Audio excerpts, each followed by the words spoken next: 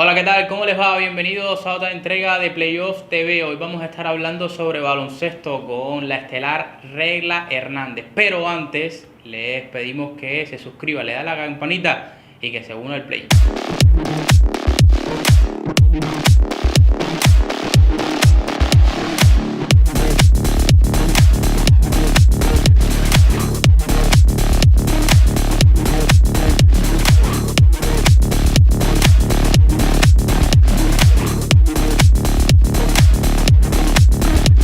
Como les decía, hoy vamos a estar hablando sobre baloncesto y bueno, en particular con Regla Hernández. ¿Qué tal, Regla? ¿Cómo te va? Bueno, bastante bien, la verdad que con una vida muy activa. Eso es muy positivo. Bueno, te propongo comenzar por los inicios. Naces en Pedro Betancourt, Matanzas. ¿Cómo recuerdas aquella época? ¿Qué tal es su familia? ¿Cuán grande es? ¿Cuánto eso significó en su vida? Bueno, yo tengo una familia que realmente es muy seguidora del deporte en sentido general. Y entonces, bueno, mis hermanas fueron propulsoras, ellas empezaron a jugar baloncesto con muchas dificultades, porque en aquel momento, claro, era una apertura de practicar deporte y no era tan así de que en todos los CB deportivos todos los niños iban y practicaban deporte. Había muchos padres que todavía no entendían el significado de esos complejos voluntarios deportivos y costaba mucho trabajo convencerlo. Y entre esos mi padre, que era una persona muy cerrada en ese sentido, y bueno, pero bueno, ellas fueron las que abrieron el camino y gracias a ellas después yo me pude incorporar a la práctica deportiva desde muy temprana edad. Bueno, ella lo decía, su padre le costó un poquito de trabajo. ¿Cómo logró convencerlo de que la dejara practicar deporte? Bueno, realmente el problema es que, bueno, sobre todo por los entornos psicosociales que hay en el pueblo donde yo nací, y entonces era preocupante de los padres que los muchachos no se interrelacionaran con otros muchachos. Entonces, nada, mis hermanas empezaron primero escondidas, una vez mi padre lo descubrió, estuvieron un tiempo en la casa, pero bueno, tenía mi hermana la mayor que se llama Lidia. Le decía a mi hermana Leticia, bueno, yo no sé tú, pero yo voy a seguir. Y entonces, así hasta que un día el entrenador, que fue mi primer entrenador, Ismael García, le dice el microbio allá en mi pueblo, que es el formador de muchas generaciones, dijo, no, yo voy a ir a hablar con tu padre. Y fue, le explicó la importancia que tenía el deporte, que era una manifestación para socializar, que ellas tenían muchas posibilidades de ir escalando, de ir a otras escuelas, más o menos lo que era el sistema deportivo One cuando comenzó. Entonces, él como que se convenció un poco, pero con la condición de que él tenía que ir a las prácticas. Y se pasaba en las prácticas de mis hermanas, conmigo no. ¿No? No, mis hermanas sí, él pasaba todas las tardes la bicicleta, yo acompañaba a mis hermanas y él casi todas las tardes pasaba la práctica deportiva. Pero conmigo no fue así, conmigo era diferente por otras características, que yo tengo unas características muy diferentes a mis hermanos. Y entonces, bueno, ya todo se aceptó. Cuando yo empecé en la práctica, él no se opuso. Incluso yo no empecé en baloncesto, cuando hicieron las captaciones yo empecé en voleibol. Sí. Porque mi primo, ya fallecido ya, Ernesto Martínez, bueno, muy querido en la familia y todo el mundo quería seguir esa trayectoria. Y cuando le dije, papá, me empecé en voleibol, él no, dijo, bueno, muy bien, mija, qué sé yo. Pero después yo veía que no era igual que el baloncesto, a lo que yo estaba acostumbrada. Y le dije, papá, yo quiero cambiarme. Entonces me dijo, no hay ningún tipo de problema. Yo hablo con Ismael, te llevo hasta ahí, ya cuando me cambié para la práctica del baloncesto, hasta ahora. Lo que pasa que, bueno, en el caso mío él no iba a las prácticas. Y yo hacía ese reclamo de por qué él no iba a las prácticas. Ya cuando yo crecí me di cuenta por qué él no iba a las prácticas. Y entonces, bueno, porque si en las prácticas la problemática vas a ser tú, no es el caso de tus hermanas que son unas niñas más calmadas, de jugar a las casitas, de estar tranquilitas, de bordar, de aprender todo eso que yo nunca aprendí. Y entonces mis hermanas sí tenían esas características, eran más dóciles en ese sentido, pero yo no, yo me fajaba todos los días. Y entonces yo decía, no, él nunca fue a la práctica, iba nada más a los eventos y a las cosas, pero él a las prácticas mías no iba. ¿El baloncesto a qué edad llega? ¿3, 4 años? Más o menos, ¿no? No. Yo Digo, la pasión, ¿no? Como tal. No tanto a practicarlo, sino la pasión. Me empezó a gustar desde que estaban mis hermanas. Yo tendría, no sé, 4 o 5 años. Ya más o menos a esa edad, yo tenía 4 o 5 años y desde que ellas me llevaban allá al área, ya yo sentía el sonido. Claro, no es la práctica deportiva de ahora.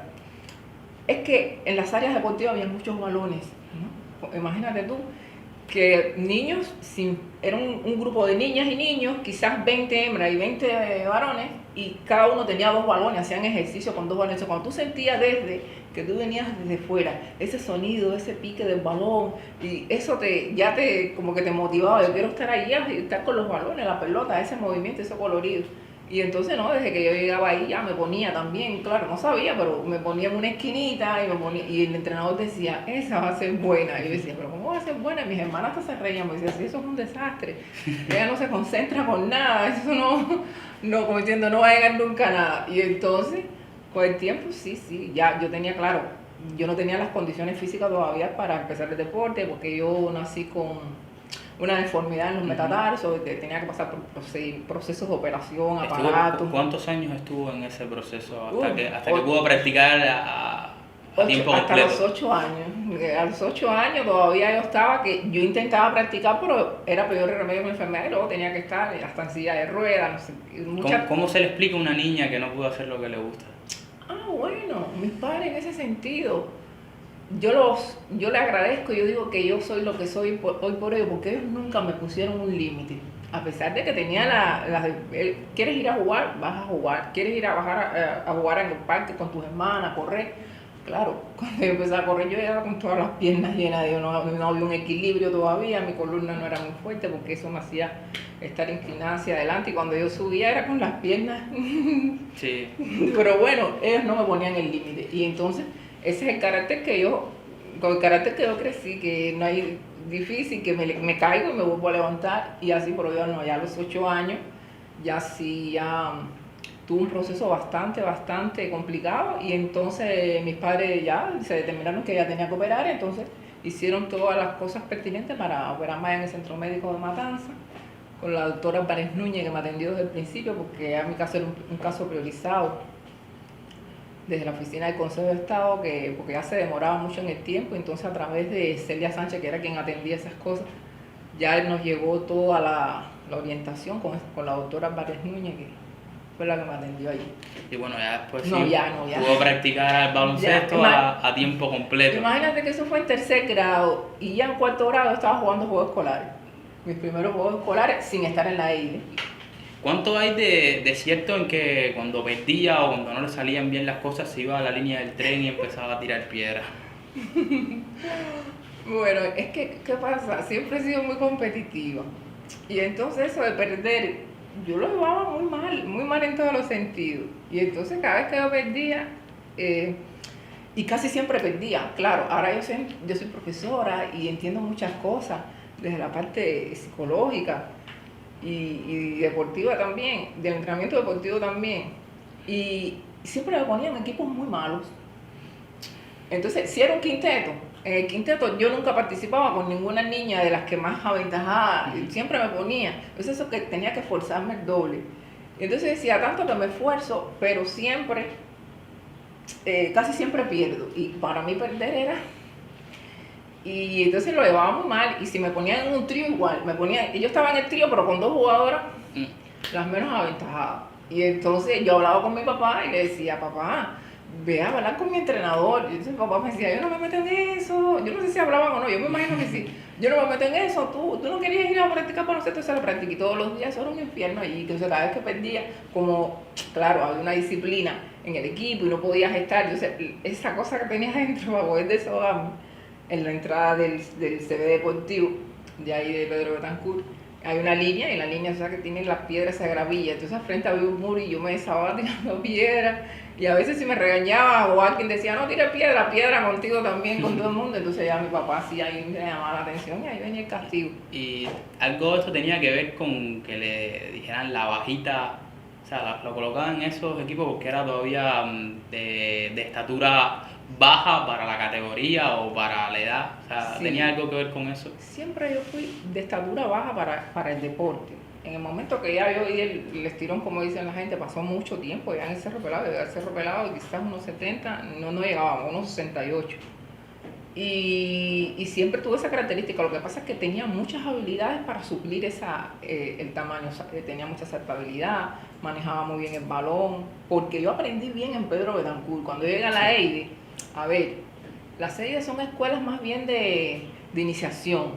Pero ya cuando yo llegué a la EIDE, Ya dominaba varios de esos yo conceptos. llegué con todo lo que tenía que aprender, porque en la base tuve buenos entrenadores ahí, todas las habilidades, habido y por haber, todo lo aprendí allí. ¿Qué me faltaba? Bueno, el perfeccionamiento ya luego más tarde, desarrollar mi cuerpo, porque yo era muy delgada, muy pequeñita, y esas cosas, pero yo ahí en Pedro Betancourt yo aprendí de todo, ya te digo que ya me destacaba, yo estando normal en la base, ya yo iba a competencias con los equipos escolares, pero no tenía todavía la edad suficiente para estar en la EIDE.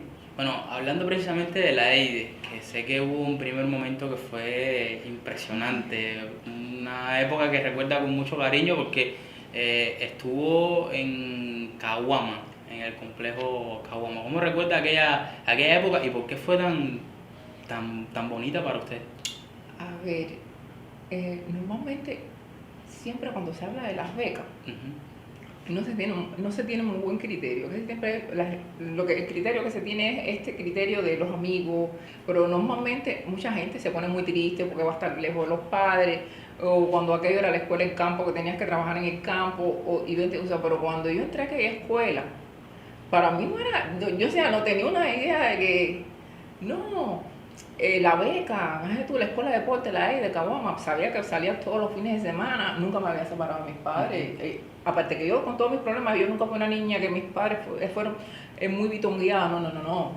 A mí éramos 6 hermanos y cogí igual para todos, repartido igualito, no porque tú tienes tal problema yo voy a hacer. Y entonces nunca me había separado de mis padres, que yo pensé, yo dije, bueno, el terror.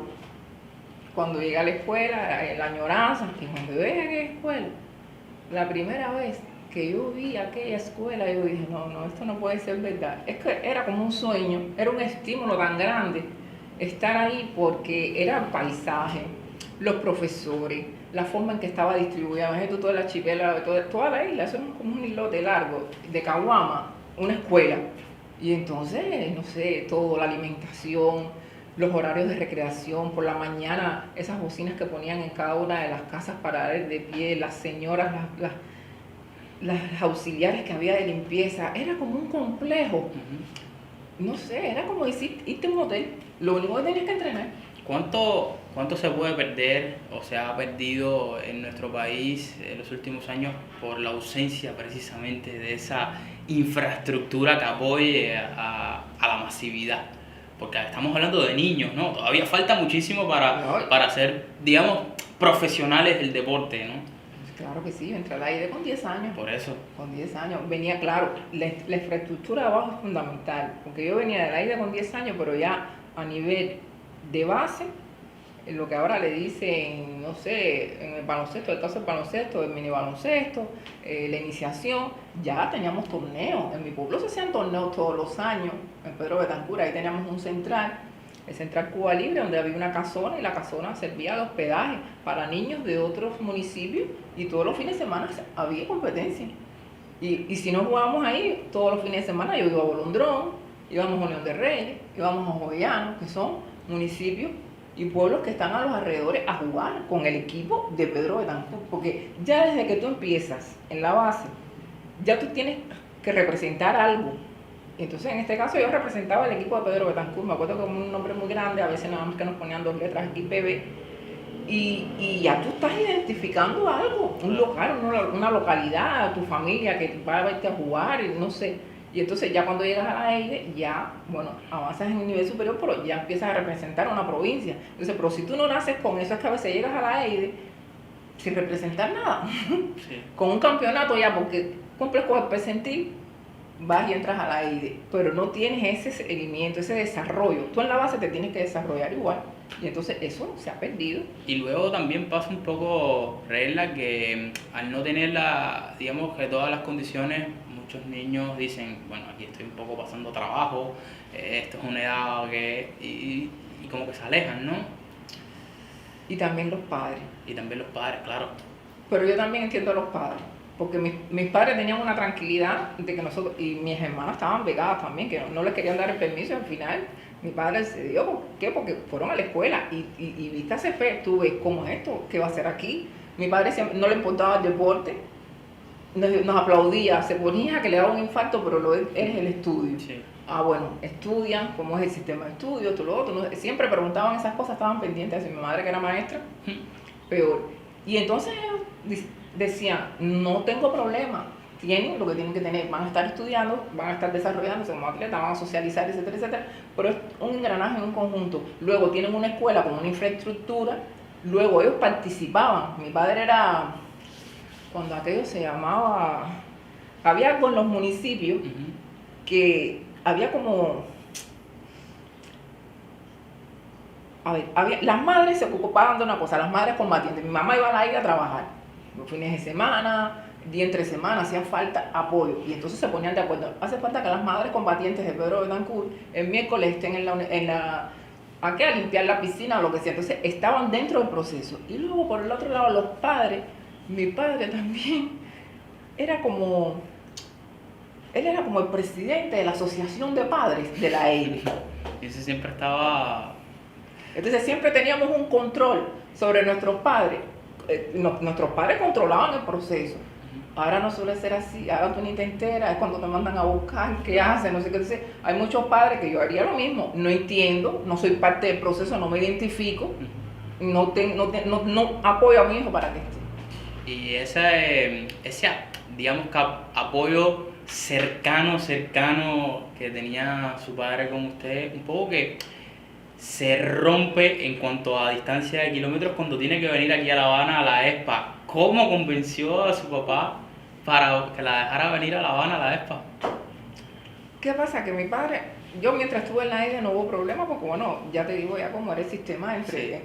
Porque es el entorno familiar, es eso, que la familia entra en ese entorno psicopedagógico, que si no es la familia la que te apoya, es muy difícil. Y entonces cuando yo vengo para acá, para La Habana, mis hermanas da la casualidad que se van también al pedagógico Juan Marinelo allá en Matanza. Y entonces mi padre decía, pero tú sola para La Habana. Yo tenía 15 años. A ver, ¿qué 15? Yo entré aquí a La Habana en el año 80. Yo tenía en el año 80, a ver, 12 años, cuando yo vine para acá, para La Habana. Una niña. Y mi padre decía, no, ir para La Habana. Mi madre sí, mi madre siempre ha apoyado al 100% el avance nuestro. Como diciendo, yo me limité y me quedé aquí, pero yo sé que ustedes pueden avanzar. Y ella siempre apoyó al 100%. Y él decía, no, y no hay discusión, y no, a La Habana regla todavía no llega. Como diciendo, cuando ella más o menos ya crezca, que tenga un poquito de noción de lo que es la vida, porque tú no te puedes separar así de tus padres, claro, siendo un niño.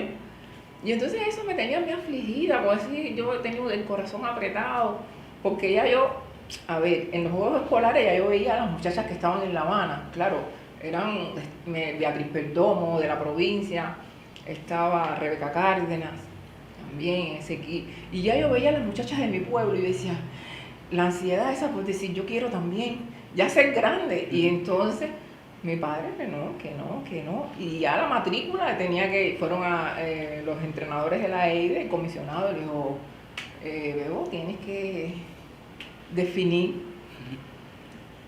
que ya se le va a vencer el plazo de matrícula para La Habana. Bueno, yo el último día de matrícula, ya mi padre se convenció, cuando me dijo que sí, yo llamé a una amiga que iba casi era de Pedroso, pero iba casi todos los días a mi casa. ¿Todavía no te han dado permiso? Y me decía, no. Y entonces ella dijo, no, sí, entonces bueno, vale, nos vamos mañana. Ella esperó hasta el último momento también para ver que, diciendo, bueno, ya si no te lo dan, me voy, porque entonces el último día de matrícula fue que yo llegué a La Habana. Llega a La Habana, un contexto totalmente distinto, teniendo que vender prácticamente de usted, ¿no? ¿Cómo fue ese momento aquí en La Habana y a nivel deportivo, cómo fue el crecimiento? Porque fue rapidísimo.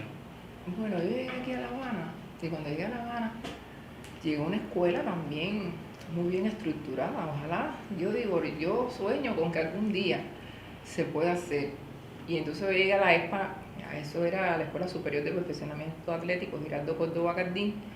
Y cuando yo entré a la ESPA, por lo menos la estructura que tenía el baloncesto era muy buena, porque había un plan gigante y un equipo juvenil. El equipo juvenil, por lo general, tenía 2 equipos, un equipo A, un equipo B, que ese equipo B se nutría de ese plan especial. Pero en ese plan especial, ay Dios mío, yo no sé cuántas personas habían de todas las categorías, de todas las edades. Claro, yo una de las más pequeñas, pero normalmente ahí te encontrabas muchachas de 14, 15 años, 16, podía ser una muchacha de 18 años que todavía no estaba ahí en ese, y no había escalado. Y cuando yo llegué ahí, yo decía, Dios mío, cuántas personas. Me acuerdo que era un albergue así que le decían la barraca, muy largo, lleno de literas y literas y literas y literas y más literas. Y yo decía, que como 100 muchachas. Y entonces yo decía, bueno, y ya nos explican, cuando tú llegas te explican quién va a ser tu entrenador. Ahí había, los equipos eran por escala, el equipo A, B, C, D, E. Cuando tú entras en el último. Porque ese es el equipo de reconocimiento. Mira todo lo que hay que hacer pegar al equipo imponente. Decían, no, me voy para la ESPA. Y piensan, claro, ahora tú te vas para una ESPA y ya estás en la selección juvenil. No, y yo me alegro, porque era muy competitiva esa etapa. Ya cuando, eso era un proceso de selección, de verdad, ya cuando tú llevas a un equipo juvenil, entonces es porque ya estaba comprobado de que tú eras un talento. Pero entonces, bueno, ya todo eso no tenemos las condiciones y desafortunadamente atenta también contra el deporte. Entonces tú tenías que escalar. Dice que el grupito ese de reconocimiento que se decía, que yo empecé ahí, era habilidades, todos los días te iban mirando. Pero cuando yo empecé, me acuerdo que empecé con la profesora Mireya, una profesora de Camagüey. Ahí estaba Nelson Susune, que era jefe, responsable.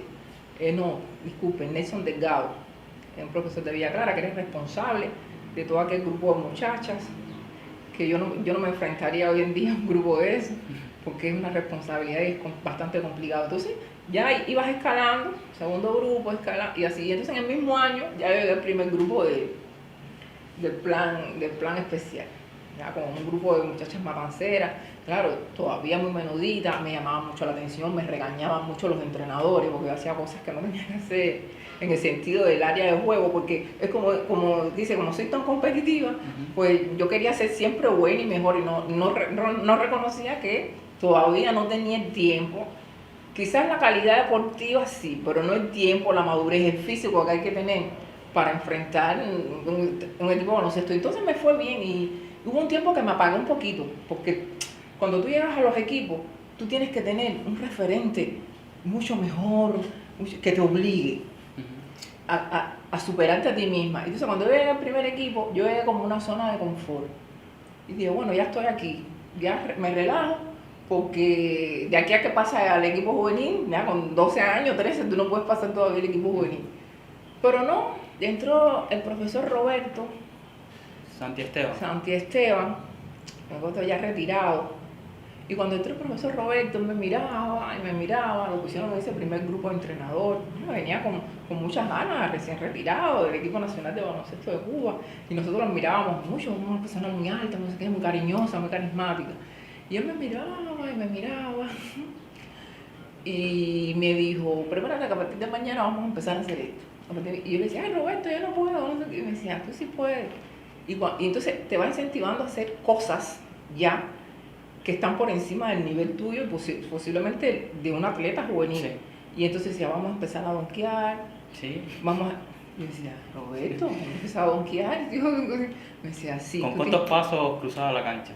¿La obligó a cruzar la cancha? Entonces, él me decía, después que tú cruces la línea, un paso, 1, 2, y yo decía, eso es imposible. Y me decía, se puede. Y era como que casi que yo volaba en la cancha. De eso me acostumbré a no dar tantos pasos y a driblear uno. Cuando yo pasaba en medio, me decía, tienes un drible para llegar a la cancha. Y yo decía, Roberto, tienes un drible. Y yo decía, no puede ser. Me decía, te estiras. Eso que tú haces, que te estiras como una pantera, que después me pusieron así. Eso le iba a preguntar, ¿nació la pantera con él? Nació la pantera con él. Y entonces me fue motivando. Me acuerdo que me cogía así por el short, claro, era muy delgada. Y para yo donkear me levantaba así por el short, así por aquí atrás. Ay, eso era como, qué bien, no sé, era como algo divertido, claro, por un niño. Y entonces eso me fue incentivando. Y entonces ya era yo la que lo buscaba a él. Cuando yo vencía un elemento o un ejercicio que me ponía y yo lograba cumplir una meta, entonces yo iba a buscarlo a la albergue donde él estaba así albergado, le decía, Roberto, ya hicimos esto, ¿qué vamos a hacer? Entonces siempre estaba leyendo, estudiando, me decía, siéntate ahí, no sé qué, Roberto, y entonces era como una cosa que era la que iba, y me decía, bueno, mira, mañana vamos a hacer esto, y todo eso era en horario extra. Claro. En horario una extra, preparación aparte, ¿no? Aparte. O sea, una motivación, unas ganas aparte de crecer. Eso existe de toda la vida, el principio de individualización del entrenamiento. Lo que pasa que, bueno, es una parte de motivar también, porque la gente piensa que es nada más cuando el muchacho tiene el déficit y tiene que alcanzar el nivel de los demás. Cuando el muchacho tiene el nivel de los demás, para que siga creciendo. también tiene que tener un entrenamiento personalizado. Y ahí me fue bien porque ya no, ya automáticamente, ya el otro año, ya al equipo juvenil, que hay con Chávez, ay, que desgraciadamente lo perdimos hace poco, hace unos días. ¿Es cierto que la Sí. dejó fuera de un equipo por nota? La disciplina. Pero en aquel momento seguramente no lo entendió. Viéndolo 30 años después, ¿cómo ve ese momento? ¿Le sirvió de algo? Sí, me comía los libros de los Eso sí, ese es un decir, nos comíamos Se los lo, libros. se lo agradece al Sí, final. sí, sí. Porque realmente siempre fui buen estudiante. Me gusta estudiar, me gusta aprender, siempre fui buen estudiante. Pero lo que pasa es que, bueno, cuando ya llegas a la Expo Nacional, la prioridad tuya no es el estudio, la prioridad tuya es el deporte. Claro, tiene que llevar las dos cosas a la par, pero tú le dedicas más horas, el tiempo libre que tienes se lo dedicas al deporte, las horas extras, el sábado, fin de semana, no le dedicas tanto tiempo al estudio. Y entonces él no entendía, él desde que yo llegué me marcó el paso como era desde el primer día en la formación y a partir de ahí era así, con esa misma exigencia, tanto para el rendimiento deportivo como para la docencia. Y entonces, si él entendía de que yo en biología podía sacar 100 y yo sacaba 90, para él eso era mala nota. Y entonces yo, claro, como he sido muy legulea, pegada a la ley, siempre yo digo, no, pero eso no es lo que está establecido en el reglamento. El reglamento te dice que si suspendes la asignatura, entonces hay un análisis, esto y lo otro ahí. Por tanto, y además, si el entrenador determina que tú suspendes porque tú quieres, porque no has tenido la cantidad de competencias o los problemas, etcétera, para tú tener una asignatura suspensa, te queda y no vas a la competencia. Y no era mi caso, porque yo no estaba suspensa. Entonces, él me dijo, tú no estás suspensa, pero eso es una baja nota. Y como él entendió que era una baja nota. Y entonces ya eso me puso a mí muy estresada, en ese sentido, porque cuando tú estás en los equipos juveniles que tú llegas, la competencia es como lo máximo.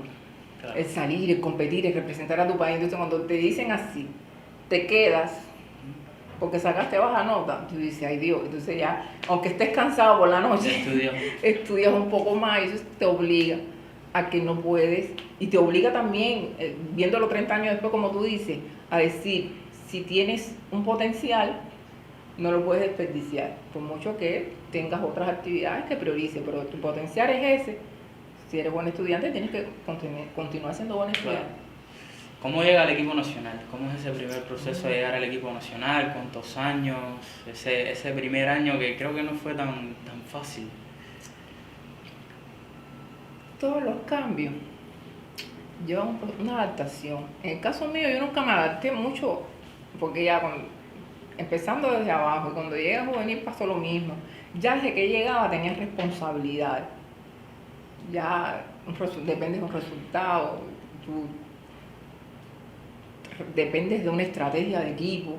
Y entonces, cuando llegué al equipo nacional, el primer año fue bastante complicado, porque me acuerdo que, a ver, yo tengo mi forma de ser, que eso lo dijo Luisa, la psicóloga, que ay, la quiero muchísimo también. Eso fue un apoyo que yo tuve cuando llegué al equipo nacional muy importante, porque tengo una forma de ser quizás muy diferente a las demás. Y esa forma de ser también, que Chávez la entendió en el equipo juvenil, de cierta manera, como diciendo, ella se concentra dentro de su actividad deportiva, fuera de su actividad deportiva se relaja, y eso forma parte de su personalidad. Yo no puedo estar correteando dentro de un terreno y correteando fuera de un terreno, porque no es mi personalidad. Me gusta el baloncesto, pero mi vida por lo general es tranquila. Me gusta la tranquilidad, me gusta estar sentado en un parque, me gusta estar con mis amigos, que eso es lo que más me gusta, y compartir y conversar. Y eso no me lo puede quitar nadie. Y entonces muchas veces no se entendía. Soy una persona que, aunque desde niña tengo esa sangre de ser competitiva y quiero ganar, pero no soy una persona de estar buscando problemas, de estar... Entonces, cuando llega al equipo nacional pasa eso, que llegas al equipo nacional a un contexto donde todavía tú no entiendes qué representa estar en una selección nacional. Y en eso me ayudó mucho Bárbara Beque, que fue una de las atletas que más admiré yo estando ahí dentro del equipo nacional. Y eso cuando llegaba, yo llegué y decía, sí, llegó un equipo. Me acuerdo que hubo un preolímpico en el año 83, un mini preolímpico, Y cuando terminó el mini preolímpico, María Elena León y yo jugamos muy bien, terminamos séptima, octava anotadoras en ese preolímpico con ya equipos nacionales, las búlgaras que estaban aquí, varios equipos que participaron. Y recuerdo que el Manuel Pérez Gallego nos habló con nosotras, nos felicitó, eso siempre muy bueno en esa etapa de cimiento para llegar a un equipo nacional. No es que tú llegas porque eres alto y mides un 80, porque en el caso mío, a mí me costó mucho trabajo, incluso llegar a la ESPA nacional, porque yo no tenía ni el tamaño ni la talla, y me dijeron fuera de ahí que tú no tienes las condiciones para tú no tienes el perfil, y sin embargo, uno se impone y dice sí, y tienes que demostrar que tienes el perfil. Entonces, ese reconocimiento nos llegó a Mariana y a mí después del mini preolímpico, y ya cuando llegamos a la selección nacional, pues todo bien. Al principio a mí me chocó mucho porque teníamos un entrenador, Carmelo Ortega, a ver, era bueno porque sabía mucho de baloncesto y también era así, con el estilo Chavo, una gente muy disciplinada, pero era muy, no sé cómo decir la palabra, no es exigencia, porque Manuel Pérez era más exigente todavía, pero era la manera de comunicación de él era muy inestable. Un día era un grito más alto que el otro. Entonces, yo siempre estaba con el mismo equilibrio. Yo nunca me desequilibré, que normalmente eso era lo que pasaba. Pero ya entiendo como entrenador que él lo que hacía era para estimular al atleta. Vamos, esto no puede ser así, ¿por qué? Y así. Y a mí ese estímulo no me llegaba, porque no entendía que era la manera de que me llegara. Y entonces al principio tuve ciertos problemas. Y cuando yo veía que se ponía la cosa mismo, yo cogía mi mochila, me la colgaba al hombro y me iba al entrenamiento, porque yo vine aquí, yo no vine aquí a esto. Ese era mi pensamiento y mi filosofía. Ya luego mi entrenador, Manuel Pérez, hablaba conmigo, me decía, arregla, mira, no es así, ponte ahí que no te perspectiva, tú tienes que hacer esto, lo otro. Y yo, sí, profe, yo todo lo que usted me hace, me exige. Cuando usted me dice, este tiempo no sirvió y tú tienes que hacerlo en este tiempo, yo lo entiendo perfectamente y yo me esfuerzo y yo trato de hacerlo en el tiempo que usted me exige. Pero es la manera de llegar. Entonces mis padres jamás y nunca me gritaron.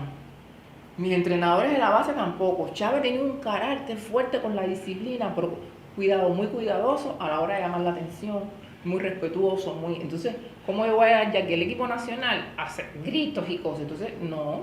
Y mis compañeras también, a ver, no es que me lo echaban mal, sino que mis compañeras también me decían, regla, trata de ponerte de tu parte. Y yo, pero ¿qué ponerte de mi parte? Hacer lo mismo que hacen ustedes, ponerme a llorar y no sé qué, nerviosa, con miedo de eso. No, a mí en mi casa no me educaron a eso, a tener miedo, a decir lo que yo siento. No, yo siento esto y esto es lo que digo y no estoy de acuerdo con la manera en que usted me está tratando.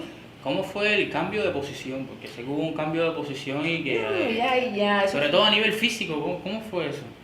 Y bueno, el primer año yo estaba como que, yo decía, ay, qué bueno, porque no tenía presión. Y entonces, a no ser esos regaños, ¿no? Que tenía siempre con Carmelo, pero a mí nunca, la gente piensa que eso me molestaba, a mí nunca me molestó. Yo nada, salía de entrenamiento y punto, o no hacía caso, o ya me quedaba así sin contestar, ni una lágrima ni nada, porque no. Y entonces, estuvo un primer año que yo decía, qué felicidad. Yo decía, si esto es el equipo nacional, aquí hubo ahora 40 años, porque ¿qué pasa? Que era como que te dejan el primer año de adaptación. Y en eso, Manuel Pérez conmigo, nada, esto lo otro, no cumplí un tiempo, regla, mira, tienes que hacer este tiempo, pero él, no, nada, esto lo otro, mis eventos, felicidades, mira, estás de cambio, esta es la posición, jugaba posición 1, que era lógico, era una de las más chiquitas. Una base, ¿no? Una base, posición 1, eso era lo que me tocaba en el equipo nacional, aunque yo en Matanza hacía de todo, rebote, no sé qué, pero eso era lo que tocaba. Y yo estuve un año, dije, ay, y ya viajaba, era el cambio de Dalia Henry, que era la base número 1, y así también estaba Matilde en esa temporada, que ya estaba desentrenándose muy buena, también de base, Luz de Balmaceda, Miriam Osorio, había una cantidad de unos ahí de base, pero bueno, ya yo estaba en el equipo, que competía y que viajaba. Y ya yo dije, aquí, por el otro año, me dice Manuel Pérez, empezamos la preparación ya para ir a ver, eso fue 85, sí. Llegamos al 85, que era la preparación ya para el año posterior. Y cuando llegamos me dice, estamos haciendo los grupos, nos vemos, nos abrazamos, qué bien, no sé qué. Y empiezan, siempre que llegábamos al principio empezaba el trabajo individual, nos separábamos por grupos, cada grupo tenía su entrenador, va para verte con los pibos. Márgaro así, que estaba también con nosotros, con los delanteros, él trabajaba también con la base, no sé qué, y yo estoy con la base y me dice, no, tú allí para el delantero. Y yo decía, para el delantero, y decía, qué vaga, yo sé que yo no soy delantero, tú allí.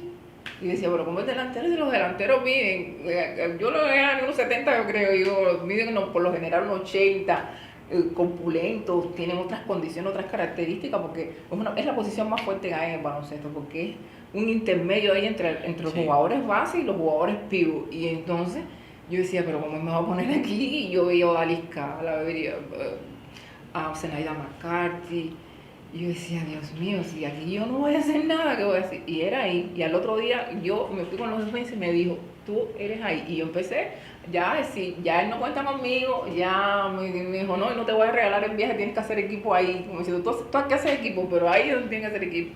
Y entonces yo hablé mucho con mi entrenador Ulises Sardiña, que estaba en la selección ese año.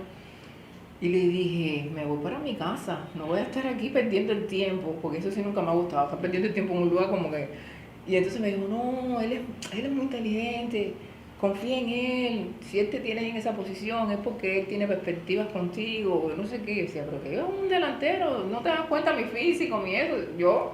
Y me decía, no. Entonces ya después Julio Cartaya fue el que dio en la clave, porque Julio Cartaya me veía en los entrenamientos y a veces yo me ponía con furia, ¿no? Porque, a ver, quería hacer algunas cosas que no podía. Metía mis canastos igual, eso pero no era lo mismo. Y un día me dijo, tú sabes lo que a ti te hace falta, un poquito nada más de fuerza.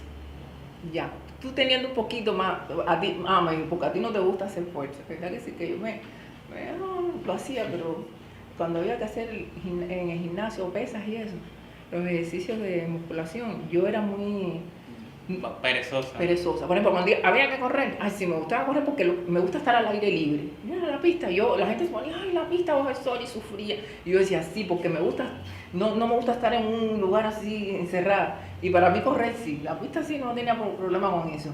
Pero el gimnasio, como que, ay, ya me entraba esa agonía porque quiero terminar. Entonces no le ponía, y como no hacía fuerza cuando yo entré, no hacía la fuerza. Yo no empecé a hacer fuerza hasta los 16, 17 años. Cuando yo entré ahí, yo nada más que hacía ejercicio con una mancuerna, muchos abdominales, muchas planchas, pero no hacía fuerza como tal. Y ya cuando el año que empecé a hacer fuerza, que ya estaba en la posición de delantero, era como una barrita muy ligerita y yo lo que podía con ella y hacía y lo que estaba era y entonces cuando Julio me dijo, a ti nada más que te falta es un poquitico de fuerza, yo dije, puede ser que sea eso. Y ya me pasé y empecé ahí los ejercicios con él, con María Moré, que también tenía su trabajo específico de fuerza y abdominales, así. Fíjate que a veces yo veo fotos y yo digo, ay, Dios mío. Y entonces ya cuando empecé a coger un poquito de fuerza nada más, ya yo era Dominaste lo que... la No, posición. ya.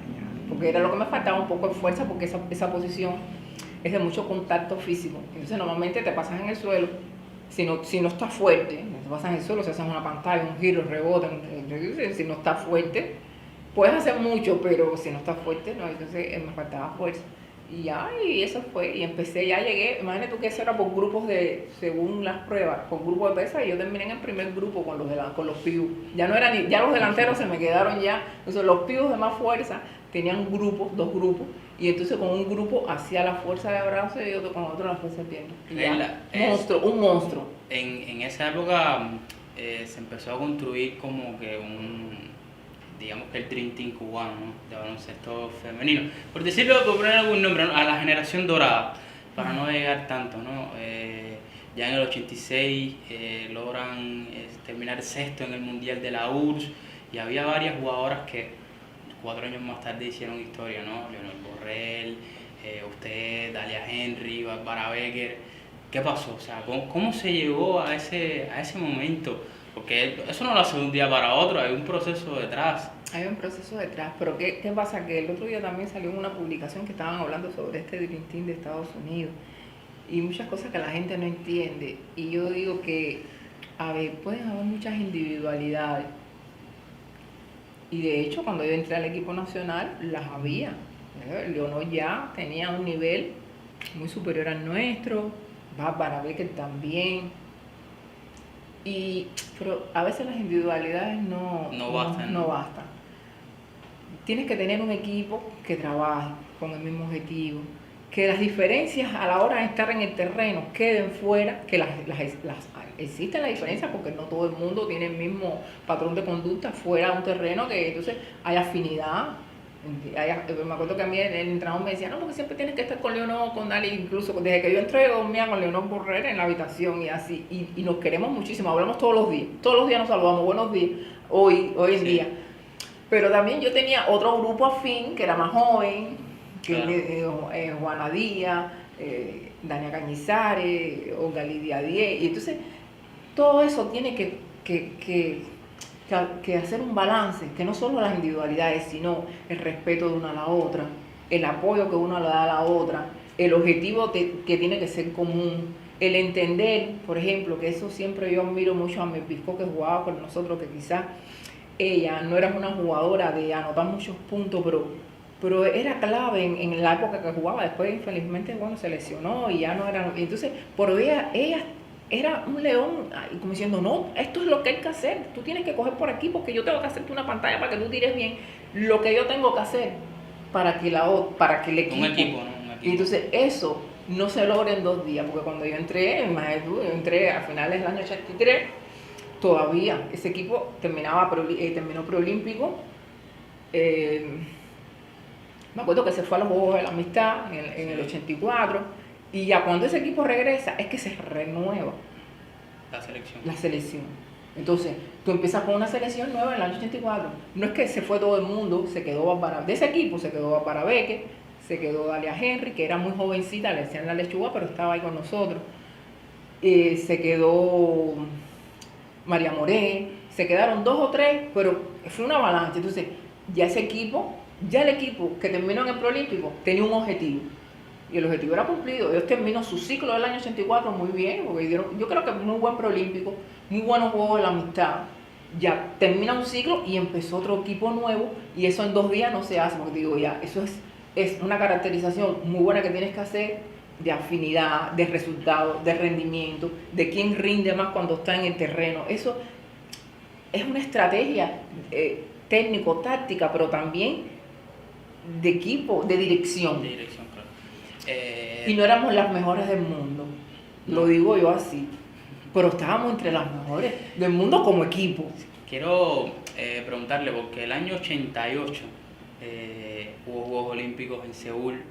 Yo tengo la sensación de que hubo varios atletas cubanos, varios equipos cubanos que en Seúl pudieron haber hecho cosas importantes. Las Morenas del Caribe, Javier Sotomayor, algún boxeador, y bueno, ustedes, el baloncesto femenino. ¿Cómo fue ese momento? ¿Cómo se enteran? ¿Lo entendieron? ¿Lo entiendes hoy? A ver, imagínate tú que eso es el trabajo de 4 años. Claro. Pues se trabaja por ciclo olímpico. Entonces, cuando llega ese momento, estuvimos hasta el último momento con la expectativa de que sí, de que algo iba a suceder, y que sí, que al final, y todos los equipos se mantuvieron entrenando, como diciendo, bueno, algo va a suceder, a lo mejor, no sé, un milagro, pero se mantuvo la expectativa, porque llevas 4 años entrenando, 4 años para llegar a esa justa. Entonces, cuando te lo dicen, se creó así como un ambiente de stop, era un silencio en el Cerro Pelado. Pero bueno, a ver, como diciendo, no vamos a pero claro, ya para muchas Era el último, ¿no? era el último. Yo que empezaba lo vi diferente, porque yo lo vi diferente en el sentido de que yo digo, bueno, si no es es el que viene, que así fue. Digo, si no es el 88, será en el 92. Y ya, lo que pasa es que sí, anímicamente se afecta, porque son 4 años muy duros, y, y la preparación en los juegos deportivos es muy fuerte, porque es el trabajo individual, el trabajo de equipo. El deporte para nosotros es muy fuerte. Entonces tú dices, bueno, tanto que luché, pero no pasó nada, porque, a ver, nos explicaron, nos dieron muchas explicaciones. No es que no se va al juego, no. Desde el entrenador, luego eso se hacía a nivel de cátedra con femenino y masculino, después eso se hacía a nivel en el Cerro Pelado, se hicieron varias reuniones, Y no, lo entendimos con el director, con los directivos, en las asambleas educativas, y al final sí, entendías de que, bueno, de que la posición nuestra tenía que ser así porque realmente nosotros respondemos a un sistema que es el que nos forma y ya más o menos te quedas conformando. Pero yo pienso que ya en momentos así más, a ver, más entendible y más alegre fue que cuando ya toda esa delegación que se iba a los Juegos Olímpicos le dieron la medalla del honor deportivo. Así me acuerdo que fue directamente el comandante quien nos puso la medalla. Y entonces ya tú ves el ambiente de toda aquella delegación, de todo aquel grupo de personas, y ahí bueno, hubo un intercambio muy bueno, entendimos, y se nos quedó también esa imagen muy bonita de esa medalla que, bueno, al final no participas, pero hay un reconocimiento a esa delegación, no es que esa delegación ya se quedó en el aire, hubo un reconocimiento a esa delegación, y nada, continuar trabajando. Yo en lo particular recuerdo que luego tuve una lesión, estando ya en ese que sí vamos, que no vamos, que ya dijeron que no íbamos, pero no pudimos parar porque había un compromiso con Estados Unidos, que era un campamento de preparación que se iba a hacer en Estados Unidos. Eran las giras estas muy largas que nosotros teníamos siempre, pero bueno, como estaban los Juegos Olímpicos, dijeron, bueno, para que participe como entrenamiento, para que era bueno para ellas también, porque bueno, hay que verlo de esa manera. La gente forma las guerras estas de regionales y no sé qué, y dice, bueno, si nosotros no podemos ir, ¿cómo podemos aportar? Claro. Y una manera de aportar es en la preparación de ese equipo americano que se preparó. Entonces estuvimos allá en Estados Unidos, pero yo estaba lesionada y yo decía, ay, ya yo no voy para mi casa a descansar. Yo tenía mi yeso puesto y no sé qué, y así. Y cuando ya veo que hacen la selección del equipo, veo que yo estoy haciendo rehabilitación incluso con el médico, y yo veo que se queda un bolso, así siempre se queda un bolso con la ropa, los uniformes, y me dice el entrenador, regla, y yo digo, ¿qué? Y dice, ese es tu bolso, te vas mañana. Y yo dije, ¿cómo voy mañana si yo tengo un yeso? Le digo al médico, se lo estás quitando ya. Y yo decía, yo no puedo, así todavía yo no puedo ni apoyar el pie, y así, y él, a ver, eso era una forma de no excluirte, claro. que es lo que pasa ahora. Es una forma de no excluirte. Tú estabas en el equipo olímpico, te lesionaste, pero tú tienes que seguir tu preparación y no te voy a dejar aquí haciendo lo que tú quieres. Sí, manteniéndote dentro del grupo, ¿no? Y tú, claro, eso yo lo veo ahora que soy ya profesional. En aquel momento yo no, y formé lo mío y no sé qué, pero digo, no, si tú tienes que ir con el grupo, tú hasta ahora, tú estabas dentro del equipo. Ah, porque te lesiona, yo te voy a excluir. No, si yo voy a esta competencia que no me reporta nada, esto es una competencia de preparación que nosotros vamos a adquirir ahí experiencias y cosas nuevas, porque bueno, es un evento más. Y me fui con el equipo. El 90 es el momento, digamos, culmen del baloncesto femenino cubano, al menos en la opinión popular, ¿no? Porque se alcanza la medalla en Malasia. Pero antes de esa medalla, en el 89, hay un FIBA América que fue espectacular, decidido en la última canasta contra Brasil, en Brasil, y que fuiste tú la que anotó esa canasta. Además venían de ganarle a Estados Unidos, si no mal no tengo entendido, que eran las campeonas olímpicas. Eran las campeonas olímpicas. ¿Cómo fue ese final de partido? Que según he leído fue 13 de agosto del 89. ¿Qué pasa? Que los juegos en Brasil son complicados. Entonces, ellas jugaron muy buenos, yo siempre me digo que ellas jugaron muy buenos juegos panamericanos aquí, y yo mis respetos para toda esa selección, porque es un trabajo de equipo muy bueno, y eso hay que reconocerlo, es un trabajo de equipo, a mí de las individualidades. Pero, ¿qué pasa? Que ganar en Brasil, eso era casi que difícil. Y había muchos, a ver, tuvimos muchos enfrentamientos, ¿por qué? Porque ellas no aceptan una derrota allí. Y entonces, a lo mejor era un torneo bilateral normal Cuba-Brasil, que ellas siempre llamaban, quieren jugar, no sé qué, se hacían eso. Bueno, sí, jugamos, ellas venían, nosotros íbamos y así. Y ellas allí no les gusta perder, y entonces era una cosa que ya era psicológico ya, porque ellas hacían cualquier cosa, juego sucio, lo que sea, con el arbitraje, con tratar de no perder. Y entonces cuando llegaron las Copas de América del 89, ya el equipo ya estaba ya a un nivel, un equipo muy bueno, muy competitivo. A nivel europeo, en Europa ya ganábamos varios torneos, porque en el año 89 también ganamos un Grand Prix allá en Checoslovaquia. Y ya el equipo ya estábamos, ya las jugadoras dentro de ya Leonor salía como mejor pívot, yo como mejor delantero, o Bárbara también tenía siempre unos premios, Marilena León me acuerdo con un Grand Prix también. ¿Y qué pasa? Que ya como diciendo, ya se siente Cuba, aroma Cuba fuerte. Y entonces Brasil siempre fue un equipo competitivo. Y en esa Copa de las Américas, bueno, la organizaron muy bien, uno de los mejores torneos en los que yo he estado, la verdad, ellos siempre en eso son buenísimos. ¿Qué pasa? Estados Unidos ya también tenía su respetico. Habíamos jugado en el 88 con ellas allá, pero eran entrenamientos y cosas y nos tenía mucho respeto. Siempre nos respetaron. Y entonces digo, bueno, se dio el torneo. Cuando se dio el torneo, cuando tú ibas a los torneos de Copas Américas, Panamericanos, en aquel momento ahí no había medalla de nadie, ni yo porque soy la americana, ni yo porque soy la brasileña. Canadá también tuvo una temporada muy buena. Quiere decir que los 4 equipos, eso era, hay que jugar para ganar. Los cuatro partidos, no como ahora que no me acomodo en uno, no sé qué, no. Los 4 partidos tienes que jugar para ganar. Y eso fue lo que pasó. Se abrió la Copa de las Américas y muy bien todo. Muy bien, fuimos ganando nuestros partidos y cuando llegó a semifinal, nos tocó una semifinal cruzada con Estados Unidos, que nosotros dijimos, qué bien lo hicieron, porque era algo en el sorteo, que al final ella siempre le huían a jugar con Estados Unidos en la final, y entonces siempre cuando llegaba el sorteo o algo pasaba, que ellas se libraban y bueno, hay que jugar con Estados Unidos, Gallego. Las estrategias, nuestro entrenador, nosotros con la americana, si ganamos vamos a la final, si no, y le digo, no, vamos a ir a la final, porque nos hacía esa ilusión de una final en Copa de las Américas con Brasil, y eso fue lo que pasó. Se nos dio también el juego de Estados Unidos, que bueno, las caras de las americanas, tú ibas así, decían, no, increíble, y esto que pasó, otros estaban sentados con los ojos así, y entonces un partido muy bueno con Estados Unidos. Y para el otro día con Brasil, igual me acuerdo que era 13 de agosto, y nosotros decíamos, ay caballero, esto vamos, es la motivación esa que es el cumpleaños de Fidel, y digo, tienes 20.000 motivaciones, le ganamos a Estados Unidos, cansada, porque un partido con Estados Unidos cansa, agota mucho, porque ellas son un equipo de jugar físico, al desgaste físico, porque es lo mejor que tienen. Son muy buenas, pero tienen un físico envidiable. Y entonces, y nosotros decíamos, bueno, mucha concentración, pero hay que ganar, que sí se puede, sí se puede. Con todo ese agotamiento, poco a poco el partido se fue dando muy parejo. Aquel Rivera Porra se caía muy parejo. Y cuando ya nosotros vimos la posibilidad real, que llegamos hacia el mismo nivel, en los últimos minutos ya tú te das cuenta que dice, no, ya esto no es que me lo quite. Así hagan lo que hagan, y así fue. Y ya quedó el partido parejito ahí hasta el final. Y ya, última canasta, la estrategia como la trazaron. Si no tira Leonor, tira Regla, juegan por el mismo lado, no sé qué. Última canasta, último tiro.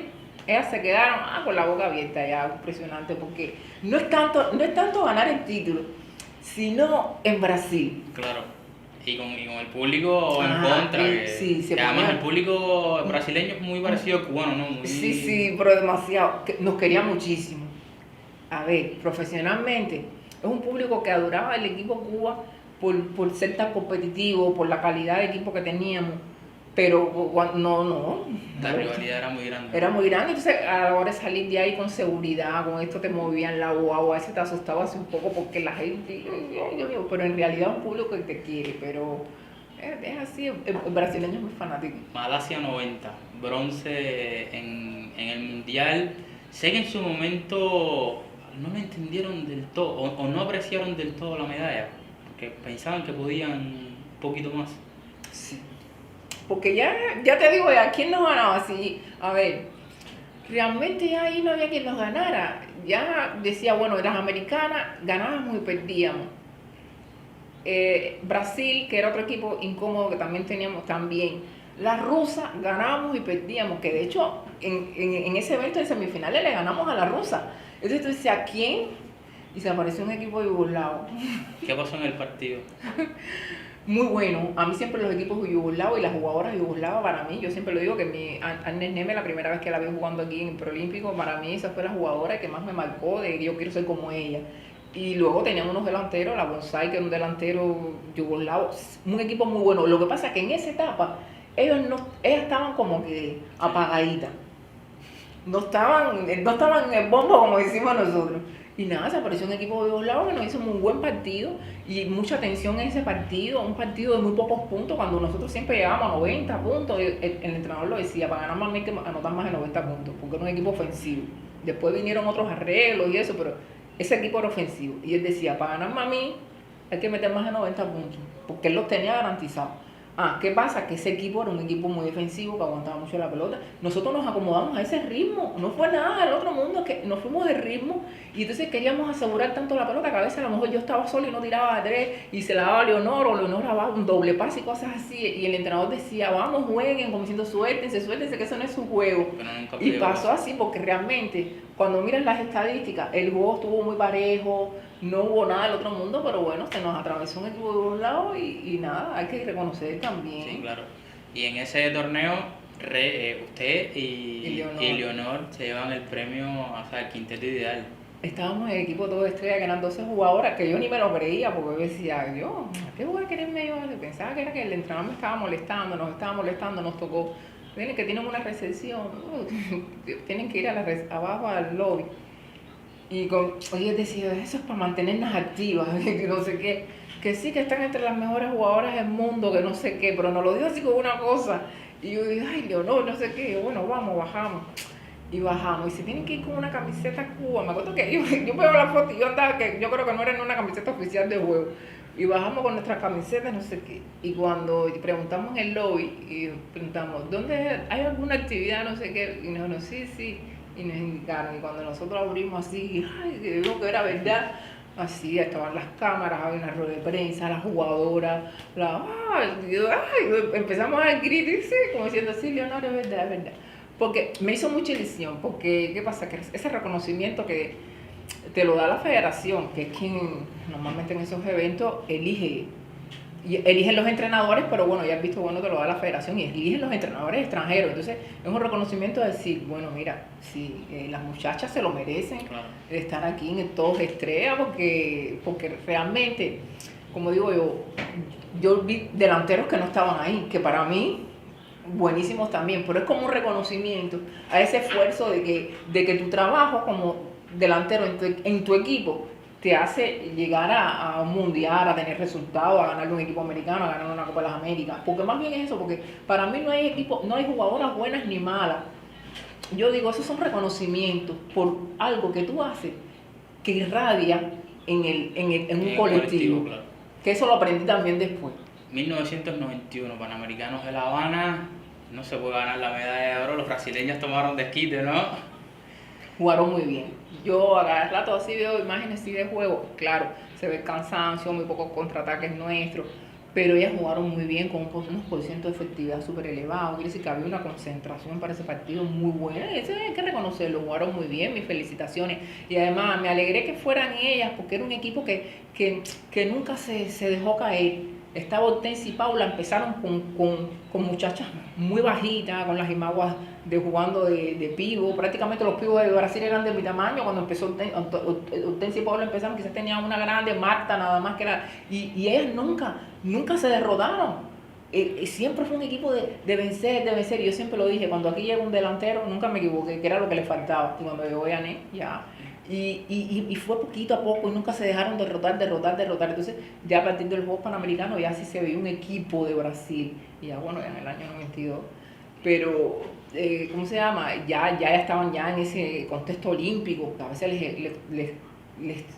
se les hacía difícil llegar y llegaron al contexto olímpico y en la otra Olimpiada en el 96 en Atlanta ya ganaron. Pero me alegro porque, a ver, son gente que viene creciendo, que aman el baloncesto igual que nosotros, que son gente muy humilde, que vienen también como nosotros de pueblos, de territorios, y no se han dejado vencer y han dicho, sí, yo quiero ser una de las mejores del mundo, mi equipo va a ser uno de los mejores. Y esa es la mentalidad del equipo, de los equipos brasileños, que era la mentalidad también que tenían los equipos cubanos en aquella época. 1992, Barcelona, cuarto lugar. Yo creo que se pensaba la medalla, ¿no? Sí, porque... Pero ¿qué pasó? No, nada. Los equipos se preparan también. Y yo ahí también en el pero hubo un cambio en la dirección del equipo. A ver, ya no estaba Julio Cartagena, como yo digo que ese era el mecánico. Ese era el mecánico del equipo, ese de que la pieza, cuál es la que suena mal, cuál es la que hay que echarle la grasa, cuál es la que... Eso, él no se le ve un detalle de nada. Todo lo tenía ahí al dedillo. Gallego esto, siempre se acercaba así, se acercaba el entrenador. Y era ahí, él era... Entonces faltaba eso también. Y luego que los equipos se preparan y luego una estrategia que también se hizo a lo mejor ¿Qué pasa? Que se hizo Muy pronto, muy sí, cercano. que hicieron dos quintetos, una defensiva, una ofensiva, que a lo mejor hubiese dado resultado. Sí. Pero no sé, fueron muchas cosas, porque a lo mejor eso era lo que llevaba. Sí. Yo no soy, ¿cómo se llama? Yo no era la especialista de ese equipo, el de la DT, para decir, no, esto no es lo que lleva. Y fueron muchas cositas y así, pero bueno, los equipos también se preparan, los equipos juegan bien. Yo en el partido de China me lesioné, que no me pude recuperar como yo hubiese querido. Al otro día yo jugaba y le decía al gallego, pero ¿cómo yo voy a jugar? Y él me decía, tienes que estar ahí. Me acuerdo que Álvarez Cámara me vio, enseguida, porque estaba en el terreno, él iba todo, como le gustaba el baloncesto. Y enseguida me dijo, no, cuando llegamos allá, él me filtró, mira que y me dijo, para mañana no vas a tener dolor. ¿Verdad que realmente no tenía tanto dolor?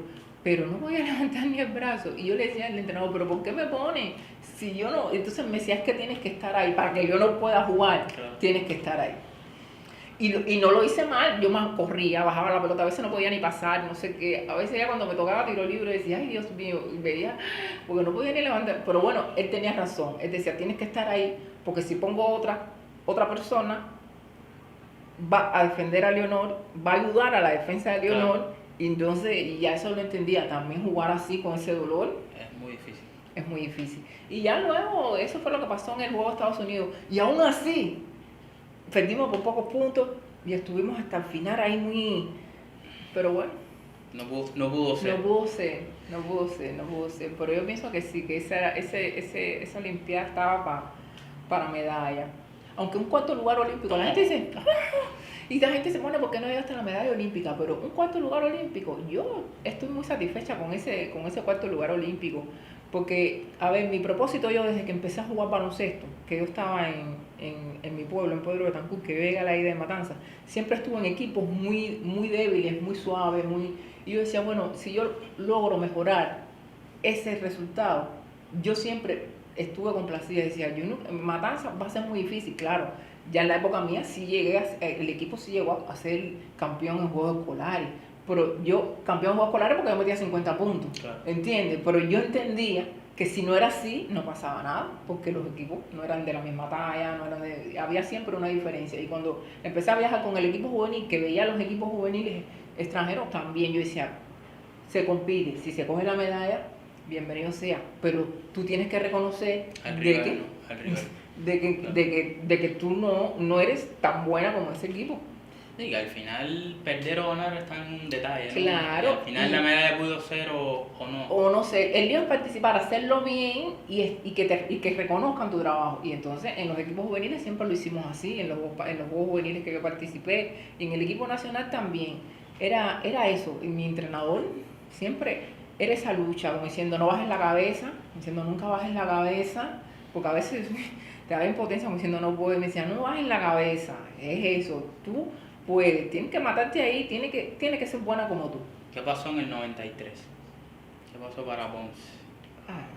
Ya eso era otra, a ver, era casi el mismo equipo, pero ya era otro contexto de equipo, otra situación, ya no estaba el entrenador nuestro de toda la vida, no estaba Manuel Pérez, ya había otra dirección de equipo, no había muchos entendimientos, incluso yo ya me había planteado ya irme de la selección, pero la gente siempre me ha dicho... ¿Qué edad tenías? ¿25? 25, y la gente me dice, pero ¿por qué tú te digo? Porque estoy aquí, tengo 14, 15 años, entonces cuando llevas a ver, quizás muchas atletas luego duraron mucho tiempo, pero ¿qué pasa? Compitiendo una vez al año, 2 veces al año, así, pero cuando llegaba en el ritmo que llegué yo, en el año 83, 84, donde competías todo el año, donde tenías un campeonato nacional que duraba 4 meses, viajando por todas las provincias, todos los fines de semana, cuando tú vas asumando todo eso, luego las bases de entrenamiento, que eran todos los años en China, en Rusia, en México, cuando tú vas acumulando todo eso, tú dices, ¿cómo un cuerpo aguanta eso? Y luego jugando, porque si tú dices, es que yo no jugaba, pero es que yo jugaba los 40 minutos y ya yo sentía cierto agotamiento. Lo que pasa que, bueno, te hace estar ahí. Entonces, ¿qué pasa? Que ya cuando hubo el cambio de la directiva, no me sentía tan cómoda. Y entonces, siempre me replanteé varias veces dejarlo, pero después un día dije, no, voy a ir cuando yo quiera, no cuando las tensiones y los problemas aquí.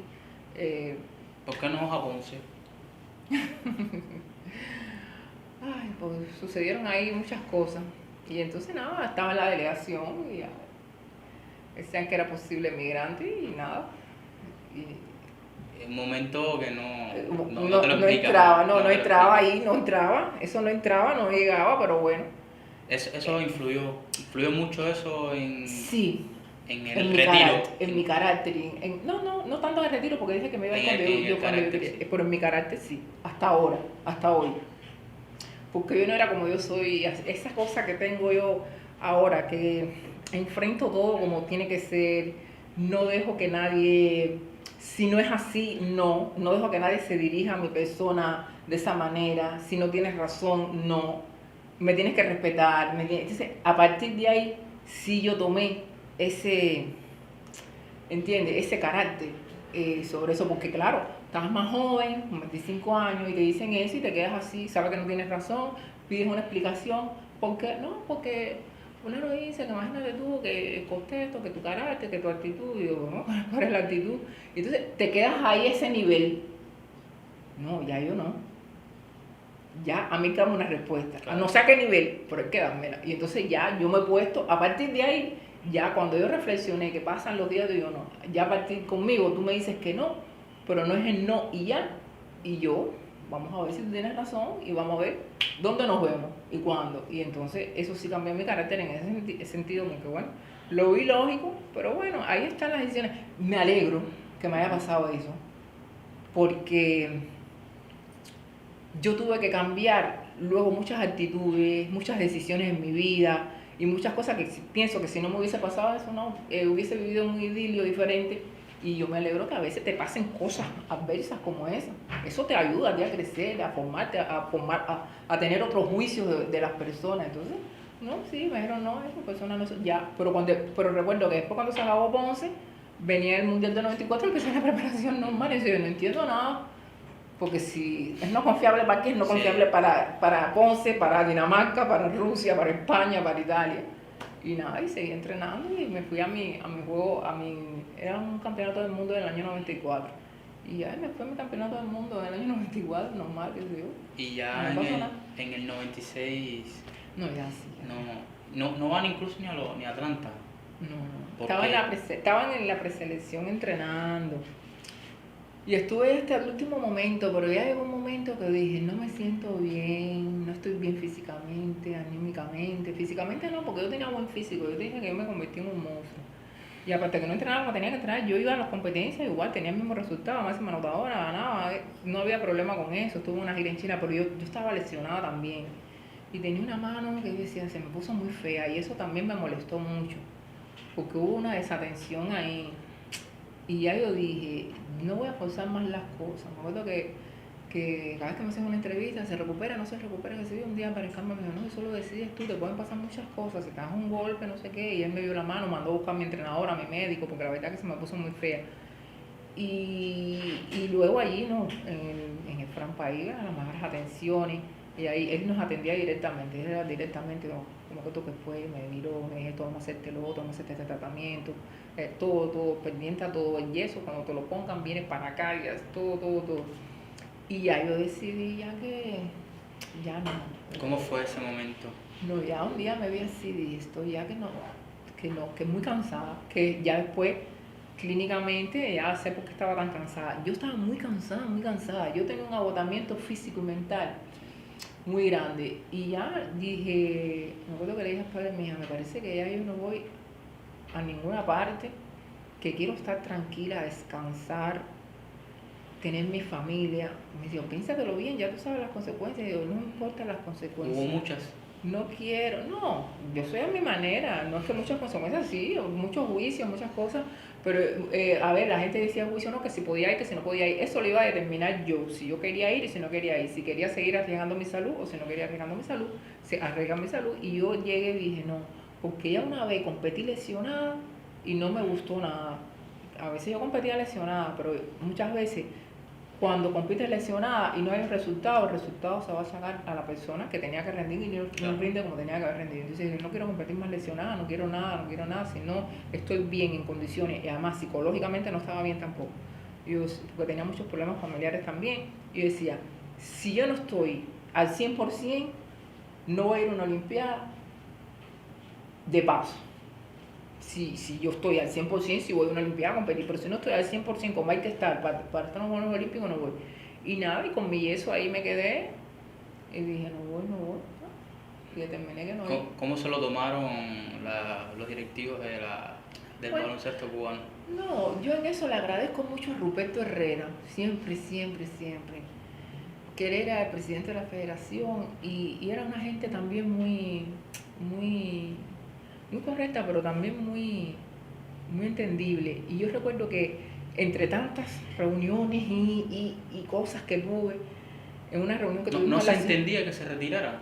no es eso, era el momento. Yo recuerdo que Ruperto en una reunión dijo, ya al final dijo, déjenla tranquila ya no lo obliguen más, si ella no quiere jugar más, ya que no juegue más. Yo el día que dije que no quería jugar más, yo no jugué más. Ya si ella entiende que ya vamos a dejar esto aquí, ya arregla, ya, si no quiere jugar más. Y además nunca, ¿verdad? Que ya me molestaron nada, nunca me llamaron, nunca hubo un juicio de nada. Y se lo agradezco porque estaba muy pesado el ambiente y era mucho estrés, mucha presión. Y yo me acuerdo que en una de las últimas reuniones en la Ciudad Deportiva, ya él fue el que dijo, ya él fue eso, él dijo la última palabra como presidente de la federación, él dijo que ya, como diciendo, ya, por favor. ¿Estabas preparada para retirarte? O sea, para lo que viene después del retiro. No, porque yo digo que, claro, en aquella época estar en el equipo nacional era como estar en una burbuja de cristal, no, nada que ver con lo que uno tiene que enfrentarse después cuando uno sale a la calle, que tienes que trabajar, tienes que no sé, estar al frente de una casa, mantener la familia. ¿Te ayudaron de alguna manera del deporte? ¿Te ayudó? Sí, claro que te ayuda, porque nunca dices no, nunca dices no puedo, buscas muchas alternativas, buscas muchas... Ay, el otro día yo veía a estos italianos que trajeron ayuda a Cuba y había uno que decía, como dice el cubano, resolverle. Bueno, si esto no sirve, entonces eso, el deporte te lo desarrolla. Dice, si no puedes una alternativa a la otra, resolver cómo resuelvo esto, dónde miro, cómo, y nada, hice mi vida normal. Y aquí estoy, sí tuve mi familia, mi niña, sí, que ya tiene 21 años, cumple 22. Y entonces, que una de las cosas por las que yo me retiré también era eso, porque quería tener mi hija. Claro. Que me costó mucho trabajo, fue un proceso, no es que yo me retiré y ya pude tener mi hija, no. Costó. Gracias a Dios está ahí, pero cuesta trabajo, porque normalmente a nosotros nos cuesta trabajo, cuando estamos sobre todo mucho tiempo en el alto rendimiento, tener luego nuestra familia. Y bueno, costó trabajo, pero ahí está. Y bueno, doy gracias por tener la hija que tengo, mejor no la quiero. ¿El periodismo cómo llega? Ay, a mí siempre me ha gustado escribir. Radio Reloj. No sabía eso, investigando un poco para la entrevista me encuentro con Radio Reloj y dije, A ver, mi paso por Radio Reloj no fue tan, no, porque ese no es mi medio. Pero ¿qué pasa? Que cuando yo estaba en el Cerro Pelado en el 98, no, en el 98, no, en el 2008, yo estaba en el Cerro Pelado y me acuerdo que empezaron estos cursos de periodismo y de no sé qué. Y yo me empecé a embullar, ¿por qué? Porque siempre que querían alguna nota informativa o alguna cosa en Tribuna de La Habana, Víctor Joaquín me decía, coño, necesito que me escribas sobre esto, mira a ver esto, tal cosa. Y como yo estaba en el Cerro Pelado, hablaba de deporte, y yo le decía esto, lo otro, me decía, pero ¿por qué tú no empiezas a escribir? Ay, Víctor, no empieza, no tengo tiempo para eso. Pero bueno, empezamos y entramos en un curso de Gloria Deportiva, me acuerdo que estaba Daniel Núñez y un grupo ahí. Ay, no, y me empezó a gustar. Pero realmente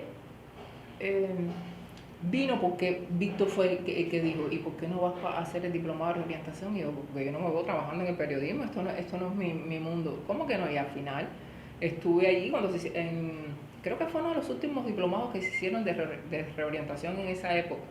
Al periodismo ellos me llevaron toda la documentación y ya fui a hacer mis pruebas normales, las pruebas que hacen allí.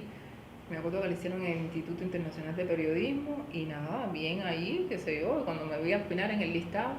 Me acuerdo que el primer día que fui estaba Lice Valenzuela, que era la coordinadora de ese diplomado. Cuando me vio me dijo, ¿tú qué haces aquí?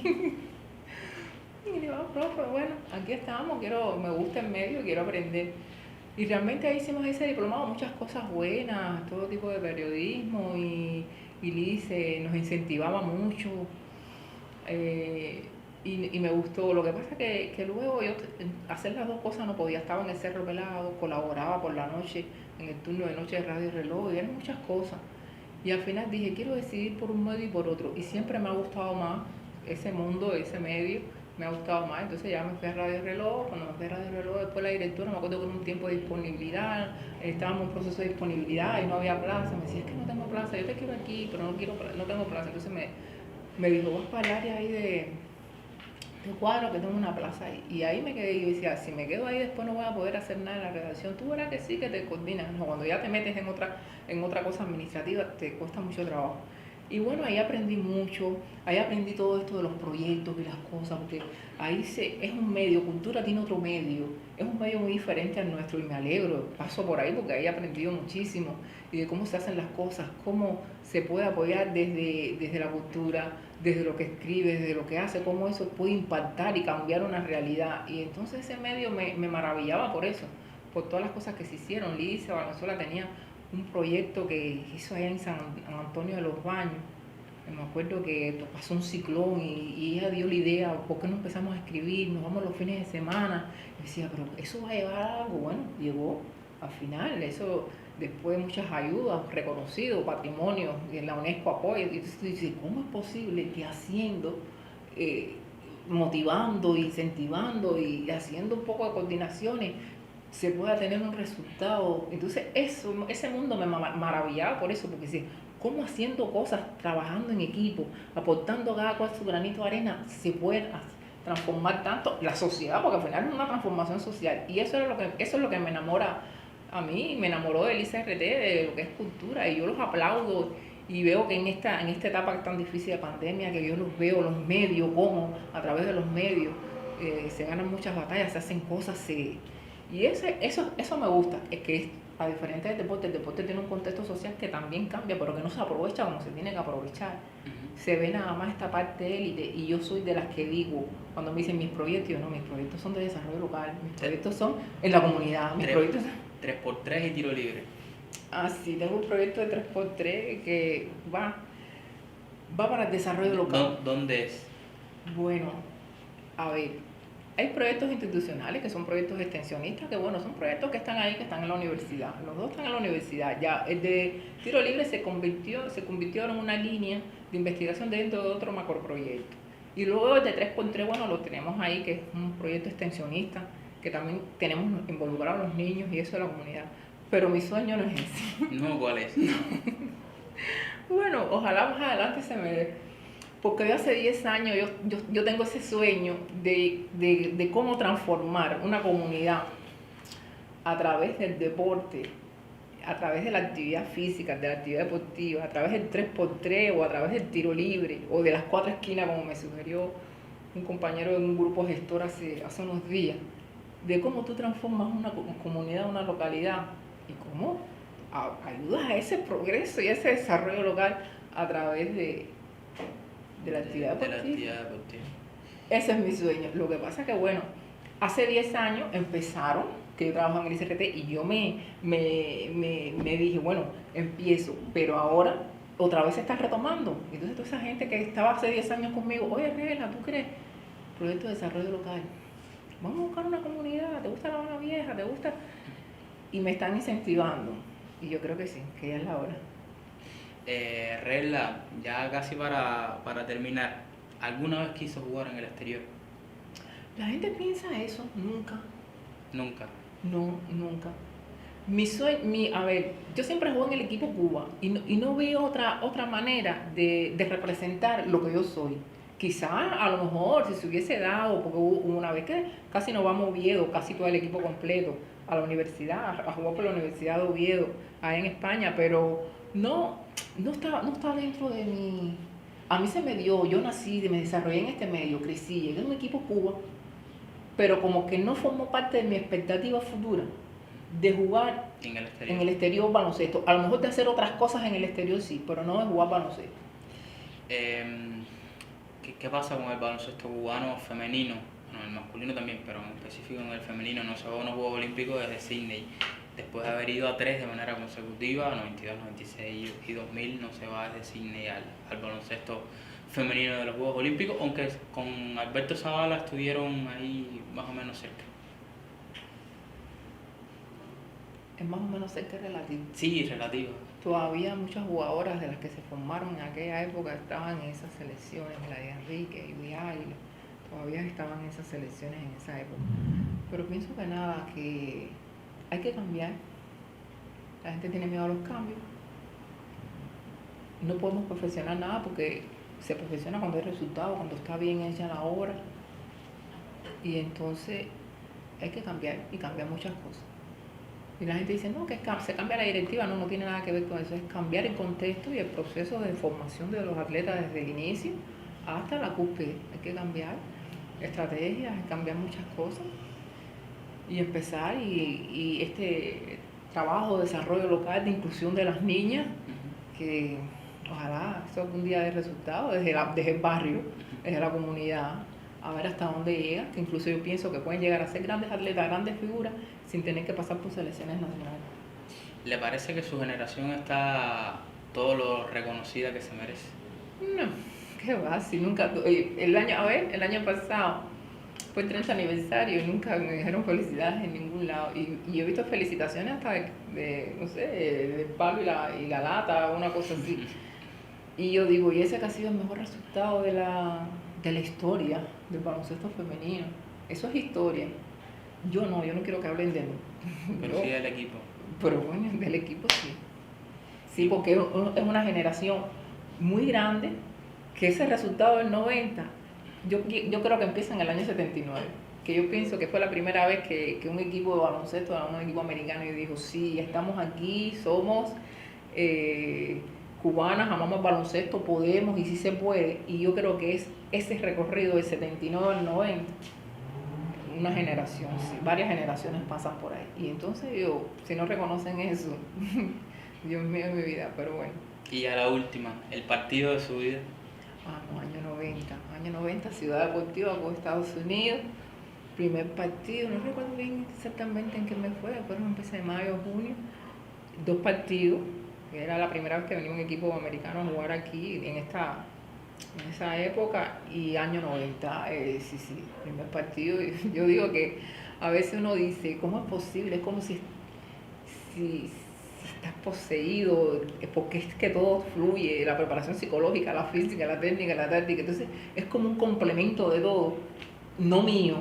Yo digo, claro, es el partido de mi vida porque ahí yo puse alma, corazón y vida como siempre, pero hay más, sino del equipo, de la alegría que me daba ver el equipo jugando así, que yo siempre digo, al otro día, yo no eso no porque Rey Hernández, no, al otro día, Leonor y yo jugamos bajo lo que es el rendimiento ofensivo, y el equipo estaba, que tú decías, qué ganas te daba de ver un equipo jugando así. Sí. Bueno, Reyla, muchísimas gracias por pasarte por acá por Playoff TV. Ha sido espectacular la entrevista. Si usted quiere conocer un poco más, aquí le dejamos también en la descripción el link de la entrevista en texto para que usted pueda disfrutarla. Así que nada, déjenos en los comentarios qué le pareció Reyla Hernández, qué le parece el baloncesto cubano, cómo recuerda a aquel equipo del año 1990. Suscríbase, déle a la campanita, únase al play.